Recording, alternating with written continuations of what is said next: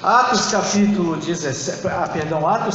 20, então, versículo 17, diz assim: de Mileto mandou a Éfeso chamar os anciãos, os presbíteros da igreja.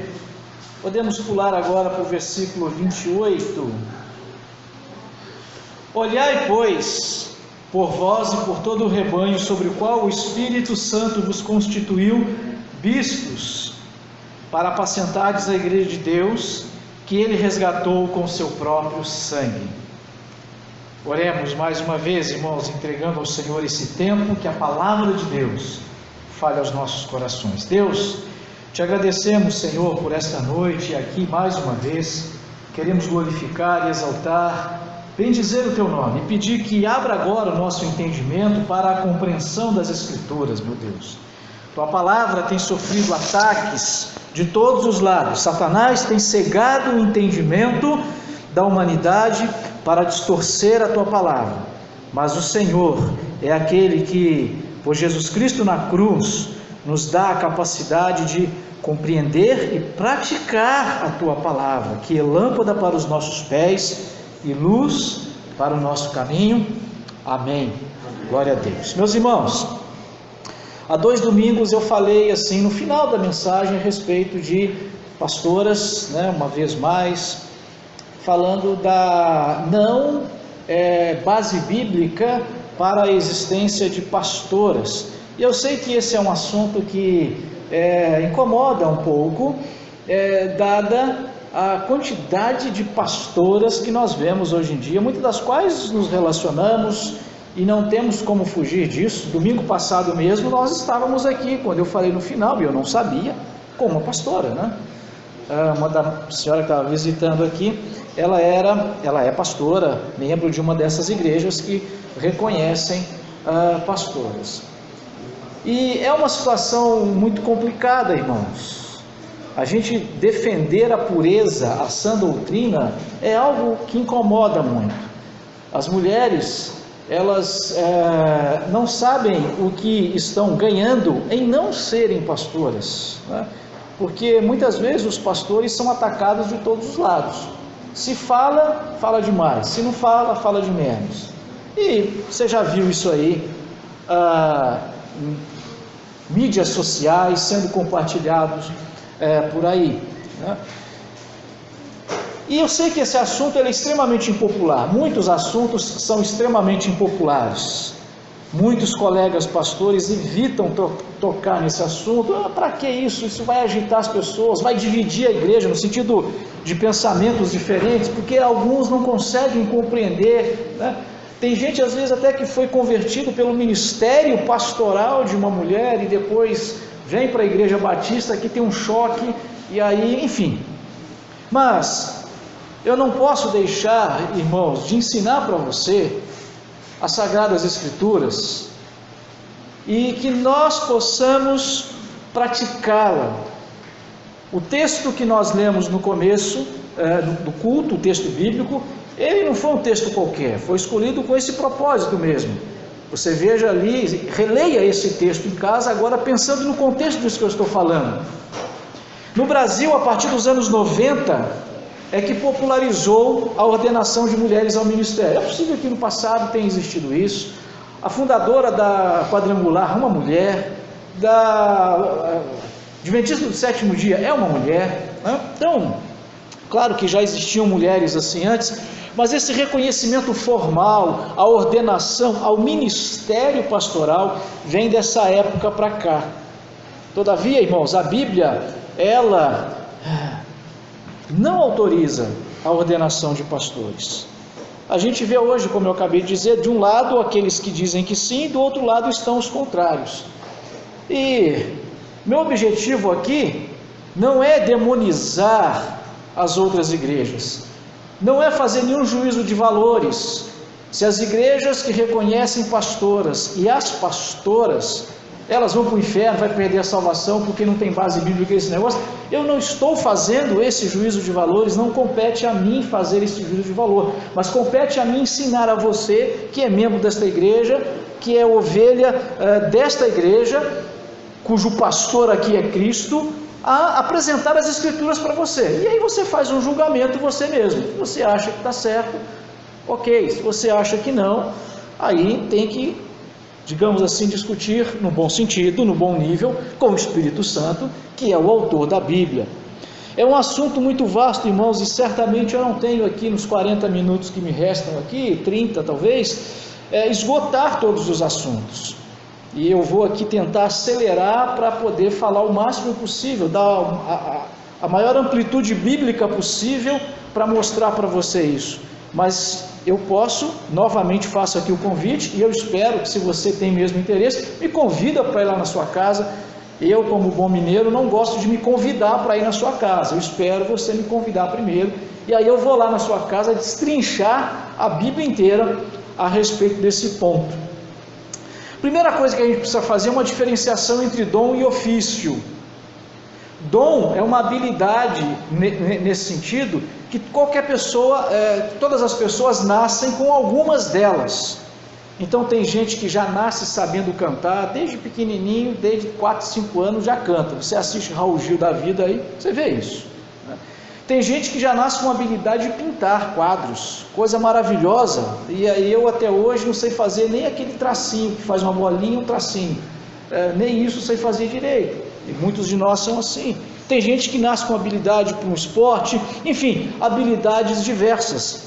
Essas características são dons, e de acordo com a palavra de Deus, todo ser humano, não é todo crente, todo ser humano que nasce com dons e habilidades dadas por Deus. O negócio é que, enquanto a pessoa não é convertida, ela vai usar esses dons e talentos a serviço de Satanás. O crente vai usar a serviço de Deus, mas ambos nascem com, muitas vezes, o mesmo dom. E um deles, ou melhor, Romanos 12, de 6 a 8, nos listam 7 dons extremamente úteis na igreja. 2 deles eu quero usar de exemplo. Profecia, por exemplo, nesse sentido ali de Romanos 7, profecia é o dom da oratória, dom da pessoa que sabe falar bem. Então, um pastor precisa pregar, por isso ele precisa ter um mínimo de dom da oratória. Agora, político também tem dom da oratória. Tem um aí muito famoso, que se gaba de nunca ter estudado, não ir para a escola, não gostar de ler, não gostar de fazer nada, mas ele convence todo mundo da mentira mais deslavada do mundo, e tem 30% da população acreditando e jurando de pé junto, e dão a vida por ele, por causa da oratória dele. Isso é um dom, ele deveria estar usando para a glória de Deus, mas não está.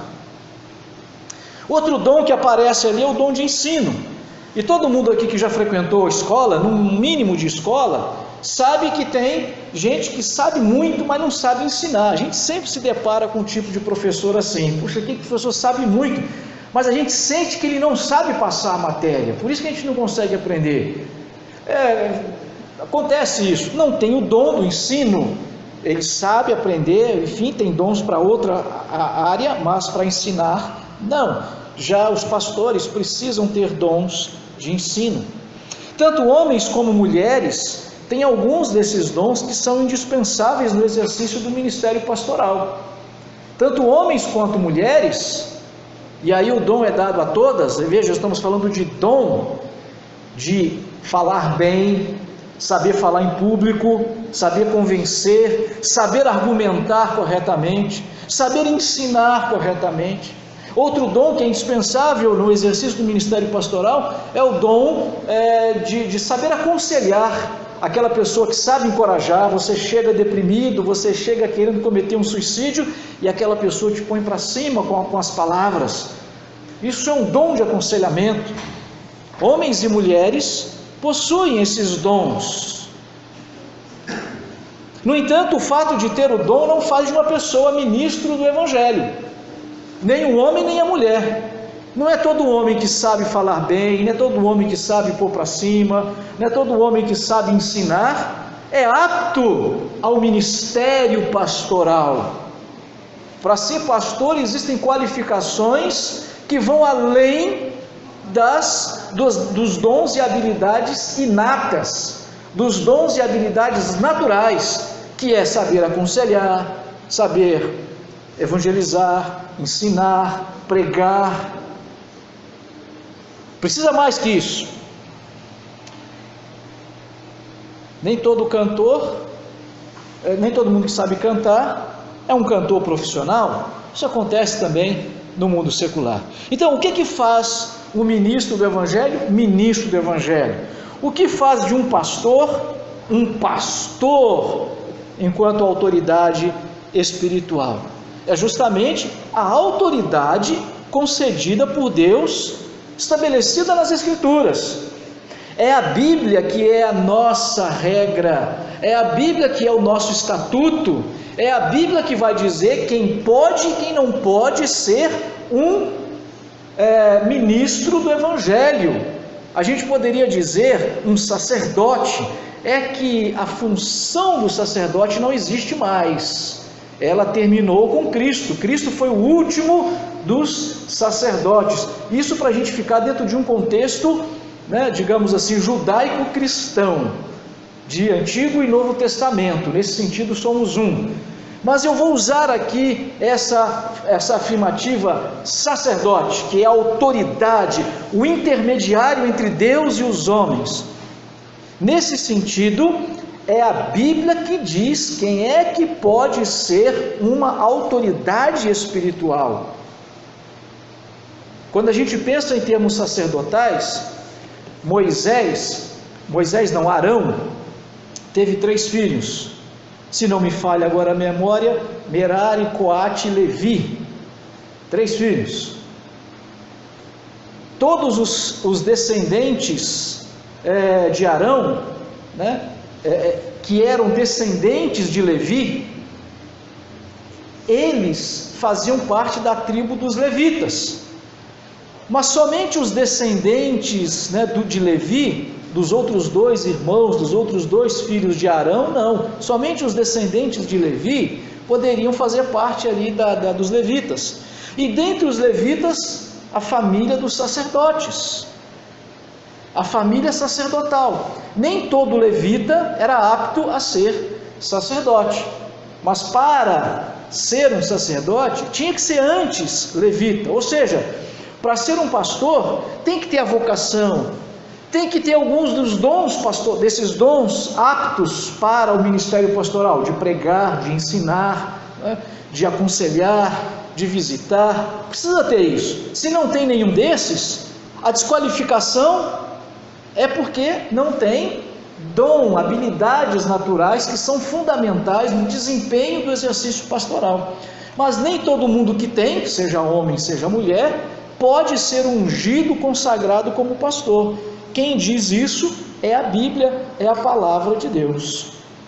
Então, a consagração dos pastores, essa ordenação, esse reconhecimento, essa concessão de autoridade espiritual, ela é dada aos pastores, que são consagrados por outros pastores, que foram consagrados por outros, e a gente vai regredindo, chegando até os apóstolos e Cristo. Cristo consagrou os apóstolos e pediu que os apóstolos consagrassem outros presbíteros. E aí nós vemos, Paulo foi consagrado pelo Ananias, Paulo consagrou Timóteo, certamente Timóteo consagrou outros, e assim a coisa foi passando dali por diante. Ninguém é um pastor com autoridade espiritual por geração espontânea. Eu aprendi João 3,16, eu vou abrir uma igrejinha aqui para mim e começo a evangelizar. Não tem autoridade pastoral, ainda que seja homem. Resumo, irmãos. Nem toda pessoa que tem o dom necessário para o exercício do ministério do pastoral é um pastor. Mas todo aquele homem que almeja ser pastor, ele precisa ter qualificações necessárias. Eu não vou dizer homem aqui agora, eu vou dizer toda pessoa que deseja ser um pastor precisa de ter qualificações. E quem dita as qualificações? São os pastores que vieram antes dele? É o ministério, é o grupo, é a liderança da igreja, a assembleia da igreja? Quem dita quais são as regras é a palavra de Deus. E em 1 Timóteo capítulo 3, de 1 a 7, e Tito capítulo 1, de 6 a 9, ali estão listadas as qualificações. Veja que o texto até começa dizendo o seguinte: aquele que almeja ao episcopado que vai estar aí na sua Bíblia, é a palavra que significa supervisor, liderança, chefe, gerente, ou seja, autoridade espiritual. Aquele que almeja o episcopado deseja tem o mais nobre dos desejos, contudo é necessário que seja irrepreensível. Por dizer marido de uma só mulher, já está dizendo quem tem que ter essas qualificações, qual é o gênero, né? Qual é o sexo, é o homem, senão que seja marido de uma só mulher ou esposa de um só marido, porque aí vale para os dois. Por que Paulo nem cita essa possibilidade? Porque não passa na cabeça dele de que precisaria disso. Se eu chegar e dizer assim: quando você for comprar um sutiã, por gentileza, compre um sutiã decente. É óbvio que eu não preciso falar mulheres, é óbvio que não, porque é tão óbvio, é tão nítido, é tão claro que homem não usa sutiã, que é absolutamente dispensável eu dizer mulheres, quando vocês forem, não precisa, ainda que a gente tenha aqui numa plateia de homens e mulheres. Mas era tão claro, tão nítido, tão óbvio que somente os homens estavam autorizados a ocupar o ministério pastoral, que ele não precisou de dizer aqui, as mulheres não, estou falando só para os homens, as mulheres não, era totalmente dispensável, como esse exemplo que eu acabei de dar aqui. Mas antes que a gente pense assim, poxa, mas esse troço aí, esse negócio é muito machismo, isso é muito preconceito. Nesses tempos de hoje, a gente usa até a palavra, que coisa mais misógina, sexista e machista. Eu imagino algumas deputadas esquerdistas me ouvindo agora e dizendo todas essas coisas. Vamos dar uma olhadinha, irmãos, em princípio, porque a questão aqui tem a ver com o princípio de autoridade. E me perdoe, esqueci de falar no começo, essa pregação de hoje aqui, eu ia até falar, olha, não vai lá fora passear, não vai beber água, não faz nada, principalmente os homens, porque essa mensagem aqui é para os homens. Eu os convidei especialmente para essa mensagem de hoje. Essa mensagem é para os homens. Mas deixe-me falar então sobre princípio de autoridade. Está claro nas Escrituras que desde a criação, Deus estabeleceu por sua soberana autoridade, soberana autoridade de Deus, dar papéis distintos a homens e mulheres. Quando Deus criou homem e mulher, na sua autoridade de criador, Ele distribuiu papéis distintos para o homem e para a mulher. Nós não temos, como barro, não podemos dizer ao olheiro, por que você me fez assim?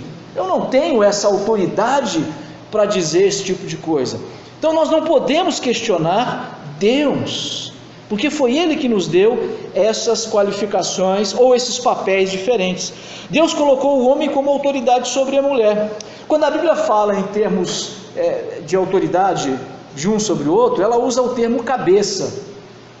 Você conhece bem isso. 1 Coríntios capítulo 11, versículo 3, diz assim: quero porém que entendam, veja a ênfase do apóstolo Paulo, e o apóstolo Paulo vai estar dizendo isso porque na igreja de Corinto, foi a única igreja que as mulheres estavam começando a se levantar contra esse princípio de autoridade. Elas estavam ali meio que se levantando e querendo mandar o marido ficar do outro lado, como o irmão Ronaldo acabou de dizer aqui. E aí Paulo vai escrever para essa igreja. Ele está dizendo o seguinte: quero porém que entendam que o cabeça de todo homem é Cristo, e o cabeça da mulher é o homem, e o cabeça de Cristo é Deus. Veja que ele está estabelecendo que o princípio de autoridade aqui na terra, ele acompanha o princípio de autoridade do céu. O Pai é o cabeça do Filho, Jesus. O Filho é o cabeça do homem e o homem é o cabeça da mulher. Então o homem é o cabeça da mulher porque o pai é o cabeça do filho. A mulher deve aceitar que o marido seja o cabeça dela porque o filho aceita que o pai é o cabeça dele. Pai, o Filho e o Espírito Santo, eles são três pessoas, mas uma única substância. Então nós dizemos, o Pai é Deus, o Filho é Deus e o Espírito é Deus. Eles são uma única, tem a mesma autoridade, a mesma substância aqui no sentido de atributos, qualificações. O Pai não é mais Deus que Jesus, e nem Jesus é mais Deus que o Espírito Santo, ou o Espírito Santo é mais Deus que o Pai. Nesse sentido eles são iguais. Mas veja que voluntariamente eles aceitam papéis diferentes, funções diferentes, não substâncias diferentes. Então, voluntariamente Jesus aceita se submeter ao Pai, e aí o Pai diz para ele o seguinte: vai morrer na cruz, e Jesus foi morrer na cruz, e Jesus morreu mesmo. Não foi um desmaio de mentirinha, foi uma morte mesmo, foi um sofrimento mesmo, porque o Pai mandou. Jesus fez aquilo porque o Pai mandou que ele fizesse, e ele se submeteu à vontade do Pai, mas em termos de substância, ele é o mesmo com o Pai. Então, ao criar o homem, Deus deu ao homem a autoridade sobre toda a criação, inclusive sobre Eva. Quando nós assistimos uma cerimônia de casamento, ninguém precisa dizer os detalhes do que vai acontecer na vida daquelas duas pessoas que estão ali, mas só de ver a cerimônia a gente já deduz toda o restante da vida de algumas pessoas. É coisa que nós aprendemos culturalmente. A gente não pergunta, fazemos igual o Chicó no Alto da Compadecida. Eu não sei, só sei que é assim. E por que é mesmo? Claro que a Bíblia nos dá muitas respostas, evidentemente, mas alguns fatores culturais a Bíblia não vai explicar, ela vai contar o fato dentro da perspectiva histórica daquela época, e aquela situação histórica já vai contar para nós todo um contexto.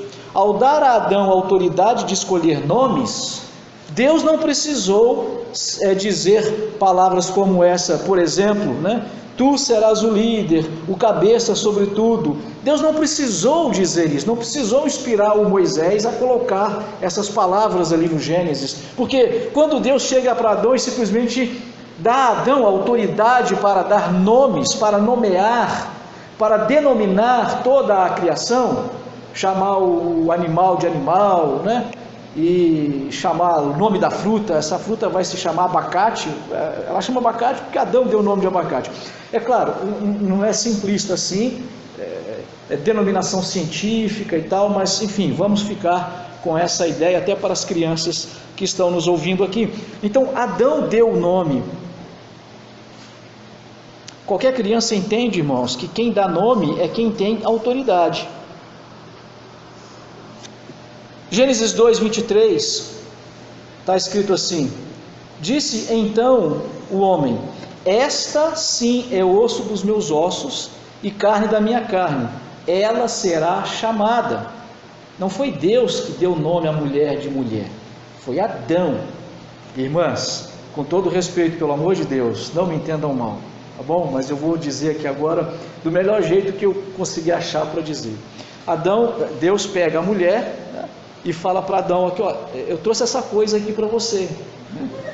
E aí o Adão fala assim, eu vou chamar isso aí de mulher. Ele definiu, mulher não era o nome dela, mas ele definiu como mulher. Não foi Deus que disse, olha, eu criei uma mulher para você. Foi Adão que definiu. Isso demonstra que é Adão que tem autoridade sobre ela, e não ela sobre ele. Em Gênesis 3:20, nós vemos que o seguinte: Adão deu à sua mulher o nome de Eva, pois ela seria mãe de toda a humanidade. Novamente, é Adão que tem autoridade, não foi Deus que chamou Eva de Eva. Foi Adão que mudou o nome para Eva. A partir de agora você vai chamar Eva. O nome de Adão não foi mudado. Adão era Adão antes da queda e continuou Adão depois da queda. Mas depois da queda, Adão, por uma série de circunstâncias que agora eu não vou poder destrinchar, ele mudou o nome dela para Eva. Isso mostra quem é que tem autoridade sobre quem. Ficou estabelecido, não pelos homens, mas pelo próprio Deus, Trino Criador, que o homem teria autoridade sobre a mulher. É por isso que nós rechaçamos, nós repugnamos, nós não aceitamos que este ato de soberano de Deus seja confundido com machismo. E agora eu quero, presta atenção aqui em mim, por favor, não distraia. Que quando você ouvir na televisão, quando vocês ouvirem nas escolas, baixinho, você não precisa ofender a pessoa, porque muitas vezes as pessoas que estão repetindo as doutrinas de demônio, elas estão inocentes. Mas você pode repreender, está repreendido em nome de Jesus. Eu não aceito esse conceito, em nome de Jesus, pode repreender, porque é doutrina de demônio. Porque quem quer distorcer a palavra de Deus é Satanás. Satanás, que lá na tentação de Jesus, ele usou a Bíblia para tentar Jesus, ele estava tentando distorcer a palavra de Deus. Satanás, quando tentou Adão aqui e tentou Eva, ele distorceu a palavra de Deus. E o que Satanás faz é distorcer a palavra de Deus. E o que a gente ouve todo dia é essa distorção da palavra de Deus. E aliás, me permita, não estava no meu script aqui, eu até estava vendo, tem desenho animado, e eu não vou citar aqui agora, que é para até não ter nenhum tipo de constrangimento, mas eu falava sobre isso hoje. Desenho animado cujo objetivo é doutrinar a criança. A gente larga a criança lá na frente da televisão, é tão inocente, mas eu estava percebendo o quanto esse desenho é doutrinador. Mostra o homem fazendo trabalhos de mulher, a mulher fazendo trabalhos de homem, e a criança do desenho ali, sendo mais inteligente que o próprio pai, principalmente o pai. O pai é visto como um bocó, um didi mocó da vida, né? É claro que assistir o desenho não vai fazer uma pessoa, e mesmo uma criança, se tornar talvez, né? Mas sofismas, né? Filosofias, aquilo vai inculcando. Aí quando chega na igreja, escuta a mulher, né, o marido tem autoridade sobre a mulher, esse pastor está endemoniado, onde já se viu isso? Que a mente está sendo preparada. Muito cuidado, pois, com isso. Mas nós temos que rechaçar, em nome de Jesus, que esse princípio de autoridade não pode ser confundido com o machismo. Não foi a queda, como dizem pastoras feministas, e aqui eu não estou colocando todas as pastoras num saco só, a maioria são mulheres muito abençoadas mesmo. No final da minha mensagem aqui você vai entender, separar, né? Pelo menos fazer separação entre joio e trigo, nesse sentido acho que a gente pode fazer muito bem. Mas feministas gospel aí, elas ficam dizendo que foi a queda, né? Que antes da queda, Deus criou homem e mulher igual, no sentido de ninguém tem autoridade sobre o outro. Na verdade, elas já estão mudando, elas estão dizendo que a mulher tem autoridade sobre o marido. Antes elas aceitavam que a mulher estava submissa à autoridade, não capacho, né? Nessa ideia. Aí agora briga para ser igual e já estão brigando, não é igual não, é mais ainda. E elas chamam isso de machismo. Não, isso não é machismo, isso é vontade do Criador que fez homem e mulher. Os efeitos danosos do pecado transformaram a liderança masculina em tirania. Aí sim, o homem se tornou um tirano. E aí o homem chega, os crentes, os homens santos de Deus, dá soco na mesa, ofende a mulher, quebra o prato, chuta a porta, mas fala, quem manda sou eu, você vai me obedecer, e assim pronto, acabou. Os que não são de Deus batem na mulher, né? Agridem a própria mulher. Isso é tirania, isso é efeito da queda, e isso não combina com as Escrituras. Liderança não é tirania. O que a gente tem que separar é liderança de tirania. Aí sim a gente tem que separar. Agora, dizer que pegar a criança e jogar a água do banho junto com a criança fora, né? Na hora de fazer essa separação, de tirar o efeito danoso do pecado, que é a tirania, a gente acaba dizendo, então o homem não pode fazer nada, né? O homem não pode exercer a liderança. Gênesis 3,16b, Deus dá a sentença, na verdade ele diz quais são as consequências do pecado. Ele diz, o seu desejo, fala para a mulher, o seu desejo será para teu marido, e ele te dominará. Bom, aqui o ele te dominará é fácil, tirano, o homem se tornou um tirano. O que era liderança espiritual, liderança do ponto de vista bíblico correto, o homem, por causa do pecado, transformou em tirania. A mulher, Deus diz, o seu desejo será para o teu marido. Essa frase aqui, né, aprendi com o professor Luiz Saião, é um hebraísmo, né?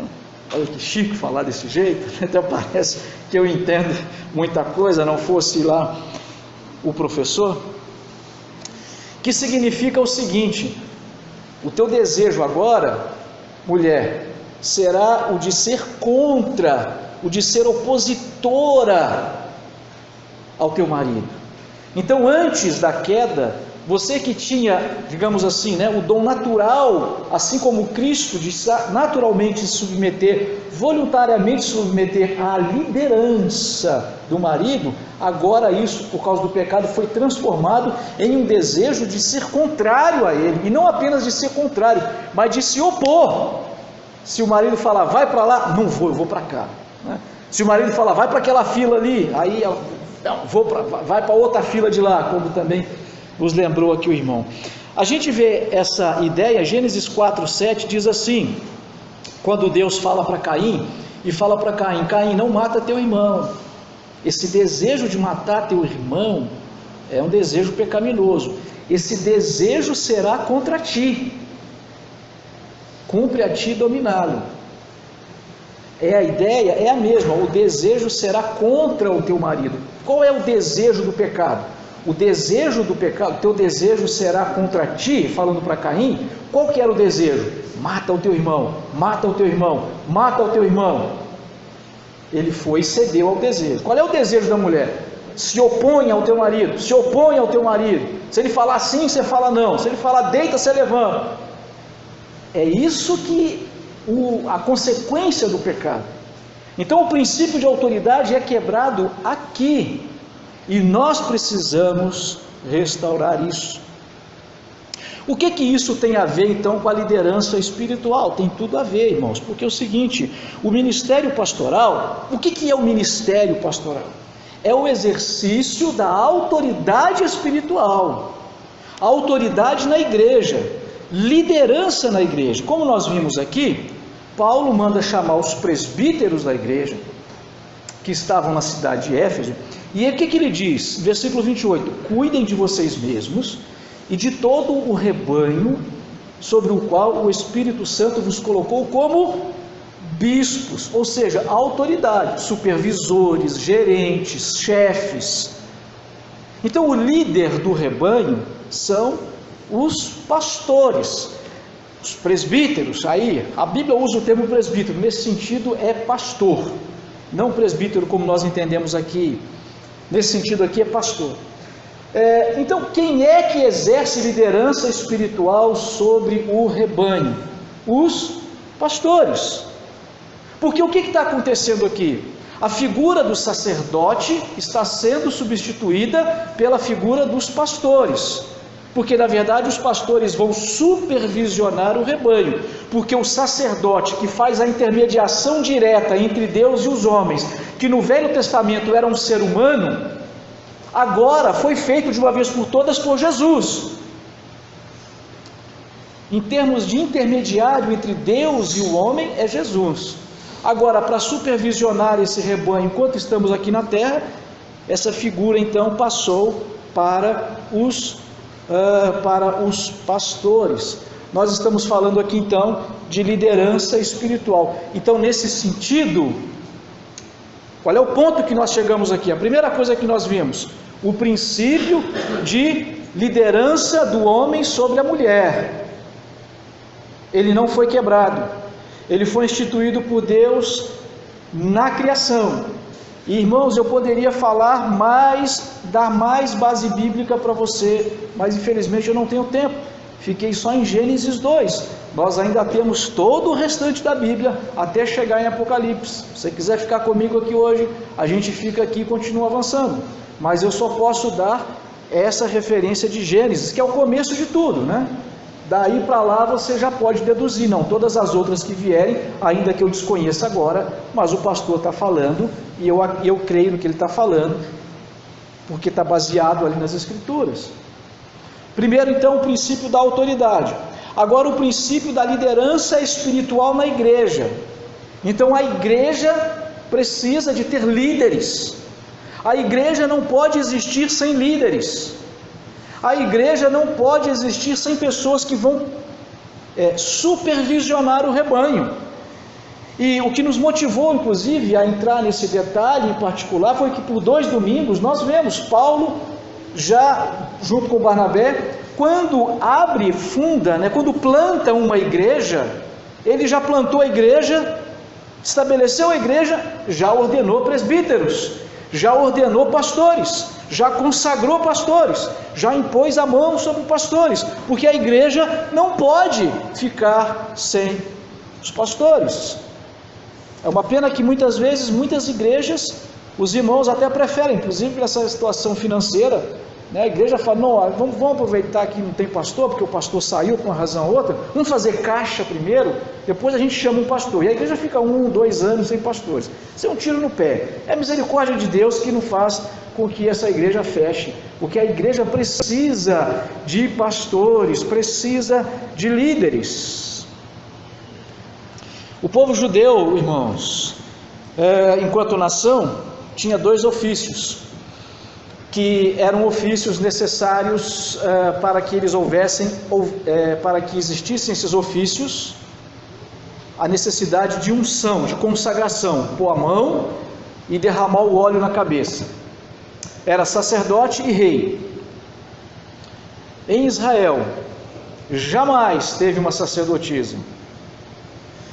Em Israel, tanto quando era o reino unido, quanto quando o reino dividido, Israel e Judá, eles nunca tiveram rainha. E tem feminista gospel que diz que teve, e fica arrumando umas mulheres que desempenharam o papel no Velho Testamento, para dizer que essas mulheres tiveram autoridade espiritual. Elas não tiveram autoridade espiritual nesse sentido. Mulheres excepcionais, mulheres maravilhosas, e veja, eu não estou fazendo juízo de valores sobre elas, mas elas não exerceram.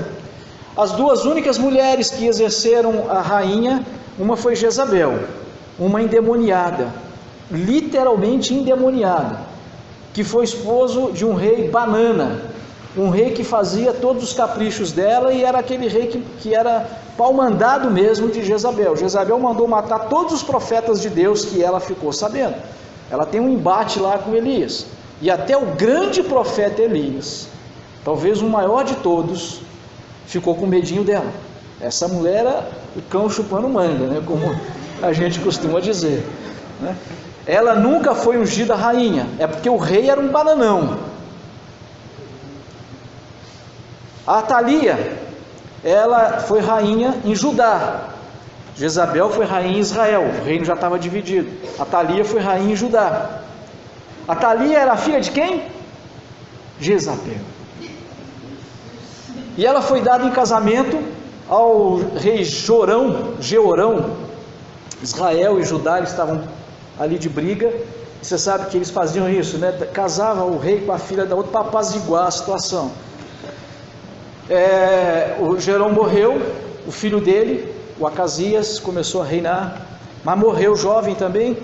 E aí ela usurpou o trono. O que ela fez? Mandou matar todos os outros filhos, para que não houvesse nenhum deles reclamando o trono. E assim ela reinou, se eu não me engano, por cerca de 7 anos. Só que a irmã de um bebezinho, filho do rei, mas bebê, ela raptou o menino, levou para o templo e deu lá para o sacerdote criar a criança lá. Quando essa criança fez 7 anos, eles falaram, agora vamos proclamá-lo rei. e aí a Thalia ficou sabendo disso, foi lá para matar todo mundo, acabou morrendo. Então ela não foi ungida por Deus, ela usurpou. Essas mulheres não podem ser tomadas como exemplo de liderança espiritual, e assim justificar a existência de pastor enquanto liderança espiritual. Quem assim faz desconhece absurdamente o básico das Escrituras.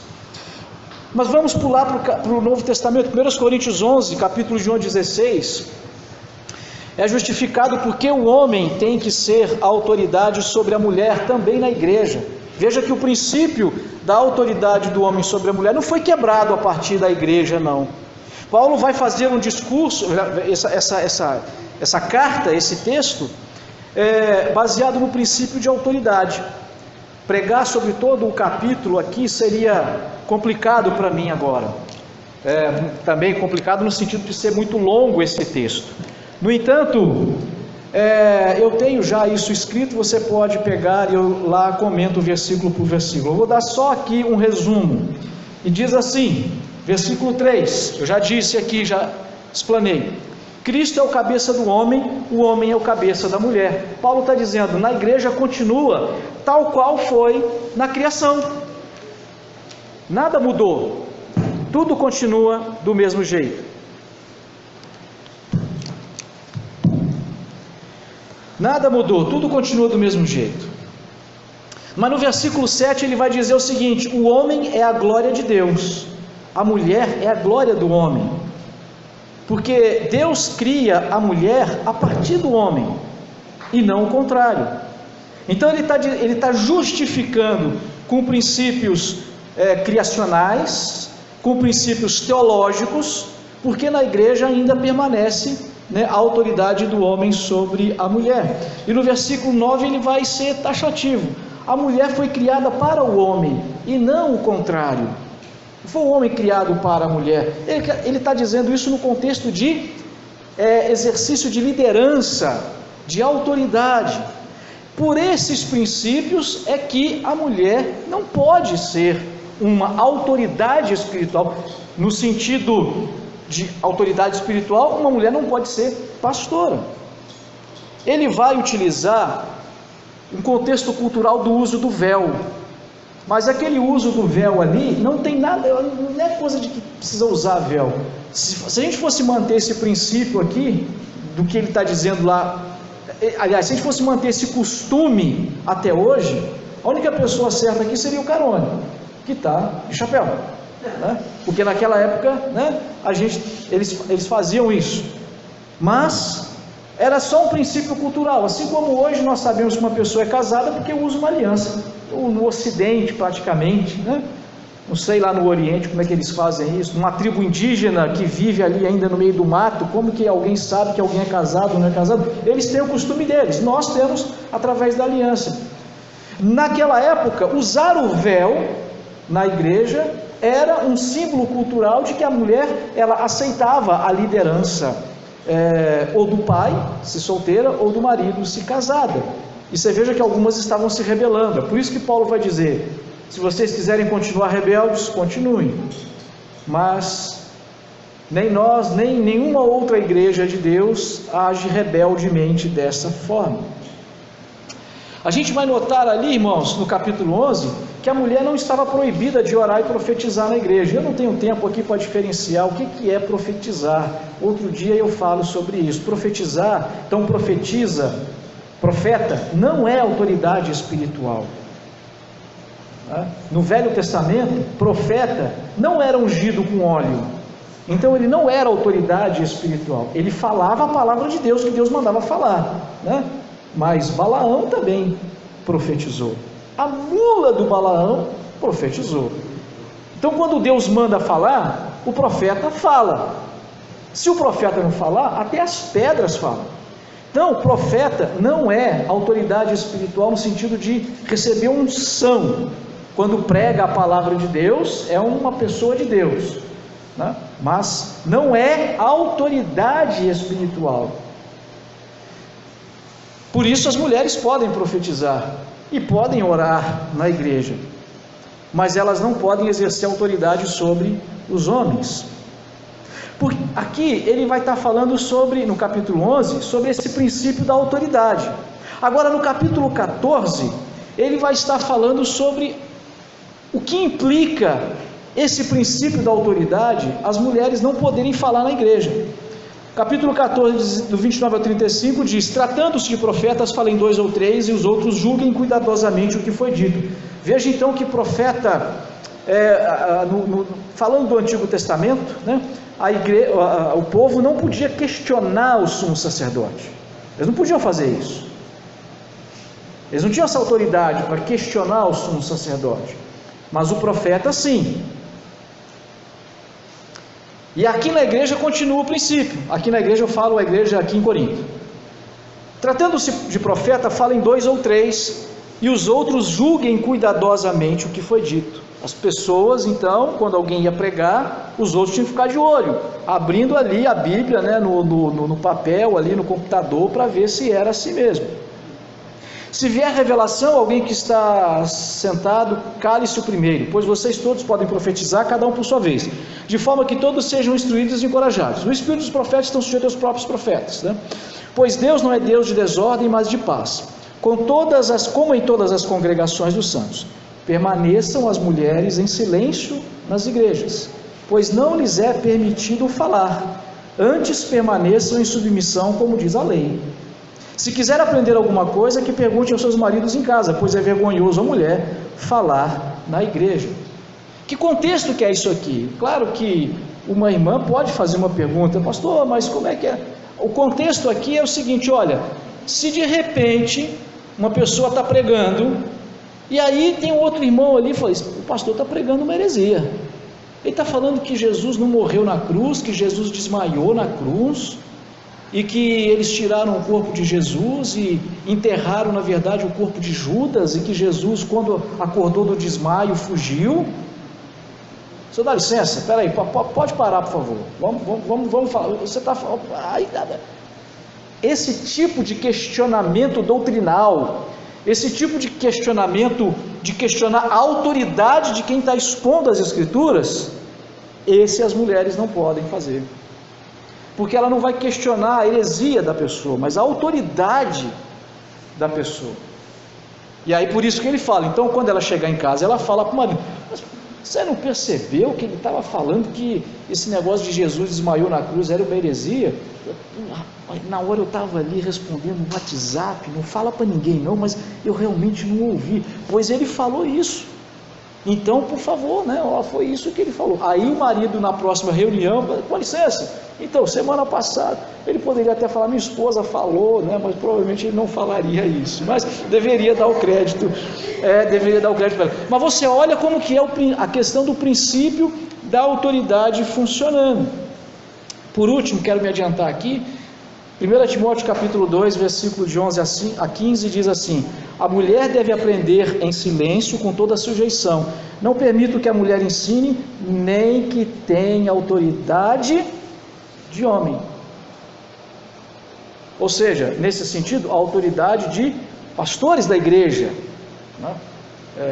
Nesse sentido não pode, até porque mais para frente ele vai dizer que as mulheres mais velhas devem ensinar as mais novas. Então você percebe a diferença? Quando é o exercício da autoridade pastoral, as mulheres não poderiam exercê-la, mas quando não envolve autoridade pastoral, as mulheres devem exercer todos os dons que a elas foram concedidos, para ensinar, para orar, para profetizar, para poder aconselhar, para visitar, para fazer a cantina,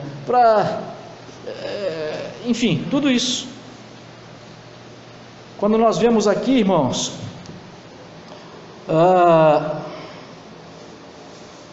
esteja porém em silêncio, porque primeiro foi formado Adão e depois Eva. Ele está invocando novamente aqui a questão de autoridade, né? E Adão não foi enganado, mas sim a mulher, que tendo sido enganada, tornou-se transgressora. Entretanto, a mulher será salva, dando à luz filhos, se elas permanecerem na fé, no amor, na santidade e no bom senso. Aqui talvez a gente pode pensar, toda vez que a gente vê a palavra salvo, salvação na Bíblia, a gente pensa que salvação é eterna, mas não é. Aqui, ou seja, então quer dizer que a mulher, ela não pode exercer autoridade? Sim, Deus dá a autoridade, e talvez a mais nobre de todas, que é a autoridade sobre os seus filhos. A mulher, ela não tem autoridade sobre o marido, a mulher não tem autoridade sobre o pai, mas ela tem autoridade sobre o filho. E enquanto você for filho, você deve respeito à sua mãe, enquanto ela for viva. E se o seu pai morrer, né, ela tem autoridade sobre você. Então, de uma certa forma, tanto o homem quanto a mulher podem exercer a autoridade, mas no lugar certo, no ambiente certo. A mulher exerce a autoridade sobre os filhos, se ela for uma boa mãe, se ela for uma mulher de Deus, e principalmente se ela não der ouvidos à doutrina de Satanás, que ensina hoje que mulher não deve ter filho, porque tem uma endemoniada aí lá na Europa, acho que ela já até morreu, graças a Deus, mas o negócio é igual hidra, né? Você derruba uma cabeça, aparece 10 no mesmo lugar, né? Ela dizendo que já vamos inventar uma máquina que vai gerar filho, para a mulher não precisar mais gerar filho. Aí você extrai no laboratório os óvulos da mulher, aproveita, já arranca o útero dela para que ela não possa, de repente, né, quem sabe, ser dominada por uma seita cristã e aí a gente faz os filhos em laboratório e os filhos são gerados de chocadeira. Isso estão trabalhando, ciência. Tem governo na Europa, nos Estados Unidos, investindo milhões de dólares para ser possível, igual você choca pintinho na chocadeira, chocar a criança numa chocadeira elétrica, para a mulher não precisar ser mãe mais. Isso é doutrina de demônio, porque a Bíblia está dizendo, a mulher vai exercer a autoridade sendo mãe. Que Deus possa abrir o nosso entendimento, irmãos, a nossa mente, para a gente não cair nesses sofismas, nessas enganações, nessas doutrinações que muita gente aprende na escola, essas escolas malditas. Não a escola é maldita, mas porque muitos estão ali sendo doutrinadores de doutrina de Satanás, e a gente fica assistindo filme, assistindo novela, assistindo jornais, nos trazendo essas informações do inferno mesmo, e nós precisamos lutar contra ela. Na verdade, o capítulo 2 é a instrução de Timóteo, o capítulo 2 inteiro, de como proceder nos cultos, né? No capítulo 3 a gente vê as condições restritas e irrevogáveis para a ordenação de bispos, de líderes espirituais na igreja. Eu já adiantei aqui, marido de uma só mulher. Então, para ser bispo na igreja tem que ser marido de uma só mulher, e só preenche essa condição o homem. Então esse negócio de mulher ser pastora no sentido de autoridade espiritual na igreja, isso não é bíblico, não é. Eu posso tratar com muito carinho, eu posso receber aqui, não tem problema, a pessoa pode até falar e se apresentar, sou pastora na igreja lá, beleza, por uma questão até de educação, de boa convivência, talvez até covardia, às vezes eu penso, será que eu não sou, será que eu não deveria ser mais cri-cri com esse negócio? Mas talvez não, né? Misericórdia quero e não sacrifícios. Enfim, eu não posso julgar o coração da pessoa, porque às vezes é um coração sincero, aprendeu errado a vida inteira, e de repente é uma oportunidade de vir aqui, aprende o caminho, volta e é iluminada e aprende a coisa certa. Então, por esse sentido, eu acho que a gente tem que fazer, e temos que tratar com todo carinho, com todo respeito, qualquer pessoa, com todo respeito. Mas quando eu vou para as Escrituras, e baseado unicamente nas Escrituras, eu não posso ter vergonha, eu não posso ter medo de dizer, não é doutrina bíblica mulher como autoridade espiritual. Eu preciso pular aqui um pouquinho.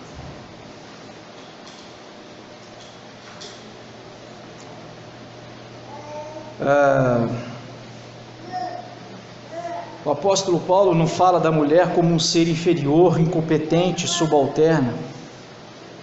Ele não é nenhum misógino ou sexista, como já disse, né? Mas o que ele está dizendo é o seguinte: olha, foi assim que Deus criou e nós precisamos defender essa doutrina. Um detalhe que passa despercebido por nós, irmãos, e Satanás tem todo o interesse nisso, né? a mulher exercendo autoridade sobre os filhos, como eu acabei de falar aqui, ela não só pode, como deve exercer a autoridade sobre os filhos. E o que passa desapercebido por nós é que é justamente na maternidade que a mulher vai exercer a autoridade. Então Deus não faz a mulher para não poder experimentar também a autoridade. A mulher pode experimentar a autoridade, mas não é experimentar a autoridade na igreja, não é experimentar a autoridade na sociedade, sendo prefeita, sendo presidente do Brasil. Não foi assim que Deus idealizou. As pessoas estão aí fazendo isso. Enfim, aí é problema deles. E às vezes consequência nossa, porque nós sofremos. Mas Deus criou a mulher para experimentar e exercer a autoridade sendo mãe. É aí que ela exerce a autoridade sobre os filhos. Você quer ser uma mulher e exerce autoridade? Então seja mãe. Quando Deus criou a mulher, e hoje as mulheres estão cegas quanto a isso, Deus criou a mulher, Ele deu a ela o papel mais nobre na criação, que é justamente o de gerar filho. As mulheres hoje estão trocando o prazer de ter um filho nos braços, de amamentar um filho, de cuidar do filho, para ser tantas outras coisas, muitas vezes pastora. Quantos pastores perdem as famílias porque muitas vezes a igreja toma tanto dele, suga tanto dele? Você já viu isso? E às vezes a gente ataca o pastor, né? Esse pastor abandonou a igreja, abandonou a família se perdeu. Mas na igreja é uma bênção, porque a igreja suga mesmo. E a mulher está querendo isso. E não foi isso que Deus criou, não foi para isso que Deus criou. Deus criou a mulher para ser líder na casa. E toda vez que uma mulher ela cumpre o papel de líder na sua casa, o pior que seja o homem, as pessoas são ajustadas. Eu não tive pai presente, mas a minha mãe foi uma mãe que cumpriu esses princípios bíblicos, mesmo desconhecendo dessa forma. E eu sou uma pessoa ajustada, não fui para o caminho das drogas, da violência, não fui para a promiscuidade, porque tinha uma mãe que cuidava como tinha que cuidar. Então as mulheres deviam estar atentas hoje, ao invés de quererem ficar brigando, e tem uma aí que entrou na justiça para ser aceita na ordem dos pastores batistas do Brasil. Quando a Bíblia fala, se você tiver alguma demanda contra alguém, não vai no juiz iníquo, não vai no juiz do mundo, conversa na igreja. Ela passou por cima disso e foi no tribunal para ser aceita lá na ordem dos pastores batistas do Brasil. Quando o texto de Gênesis 2,18 diz que a mulher vai ser a ajudadora, auxiliadora, e aí está o princípio da autoridade também envolvido, Deus faz da mulher o ser ajudadora, o mesmo que Ele é para nós, foi para Israel e também para nós. Salmo 10, 14, 28, 7, 30, 10 e 54, 4, usa a mesma palavra, quando Deus diz, falhei uma auxiliadora, que lhe seja idônea, uma ajudadora. Quando Deus fala que vai fazer isso, em outras palavras Ele está dizendo, eu vou fazer uma cópia de mim, porque eu sou o ajudador do homem, eu sou o auxiliador do homem, é Deus que alimenta, é Deus que no deserto fez cair pão do céu, é Deus que fez as aves vir, é Deus que fez uma coluna de fogo para proteger do frio, é Deus que colocou uma nuvenzinha para proteger da sombra. É isso que uma mulher faz com um homem, enquanto ele é bebê, enquanto ele é criança. E as mulheres estão tirando o foco disso aí. Elas querem deixar de ser uma cópia de Deus para ser qualquer outra coisa. E é isso que nós precisamos entender. Esse é o lugar, então, das mulheres, minhas irmãs. Mas pastor, você falou no começo então que ia falar para os homens. Uma das razões porque as mulheres estão entrando nessa questão de pastoral, e aí sim, irmãos, e aí eu quero fechar para nós, é porque muitas vezes nós homens estamos deixando para lá. Como eu antecipei outro dia eu comecei um culto aqui, estava eu e o Fabiano. Eu quero confessar um pecado aqui, me perdoa, porque foi até um pecado. Eu cheguei a pegar meu celular e abrir o WhatsApp e disfarçadamente eu vim aqui para tirar uma foto e mandar para o grupo de homens. Onde você está? Onde você está? Só tem mulher aqui. Como é que nós vamos mostrar a nossa autoridade? Como é que a gente vai poder chegar e esfregar esse texto aqui na cara das mulheres e falar, vocês estão usurpando a autoridade, se a gente não está ocupando o lugar que a gente tem que ocupar? Porque a igreja precisa da liderança. Nós precisamos cumprir o nosso papel de liderança em casa e cumprir o nosso papel de liderança na igreja. Porque se a gente não fizer isso, as mulheres vão entrar. As mulheres de Deus, as mulheres santas e que conhecem as Escrituras e que têm a Bíblia, a mente aberta, transformada pelas Escrituras, como a maioria de todas aqui, talvez eu possa dizer até todas, porque eu conheço a maioria, elas não vão fazer isso, mas vai abrir a porta para que outra entre ali, ou então para que outra vá lá na sua casa e comece a buzinar, e de repente vai atrás da, entre aspas, pastora. Porque nós estamos deixando de cumprir o nosso papel. Então é nossa responsabilidade, enquanto homens, que foram definidos por Deus para exercer o papel de autoridade na igreja, de fato, exercer o papel de autoridade na igreja, que é aconselhar, que é ensinar, que é pregar, que é visitar, que é administrar, que é liderar. Romanos capítulo 7 tem ali, Romanos capítulo 12, versículo de 6 a 8, 7 habilidades necessárias: liderança, exortação, misericórdia, contribuição, liderança, profecia e ensino. Nós temos que ocupar esses lugares e com responsabilidade dizer, eis-me aqui, eu vou cumprir esse papel. Porque só assim nós vamos ser bênção na vida das mulheres. Está claro nas Escrituras, eu quero encerrar aqui agora, meus irmãos, que Deus deu papéis diferentes para nós, homens e mulheres. Ele não fez um maior que o outro, um menor que o outro. Papel é atividade, é função, ofício. Homens e mulheres são igualmente dignos, imagem e semelhança de Deus. No entanto, papéis diferentes. Foi o pecado que distorceu esses papéis. Transformou o homem num tirano e a mulher numa rebelde. Mas Cristo na cruz do Calvário anulou os efeitos do pecado, os efeitos da queda. Porém, a nossa natureza pecaminosa está lá brigando, ela não quer fazer. Vamos repreender em nome de Jesus e vamos dizer, Senhor, eis-me aqui para cumprir o meu papel. As irmãs vão cumprir os seus papéis de cuidar dos filhos e cuidar do marido, porque a mulher protege o marido, a mulher alerta o marido, e os maridos exercerem o seu papel de liderança na igreja. Vamos orar, irmãos.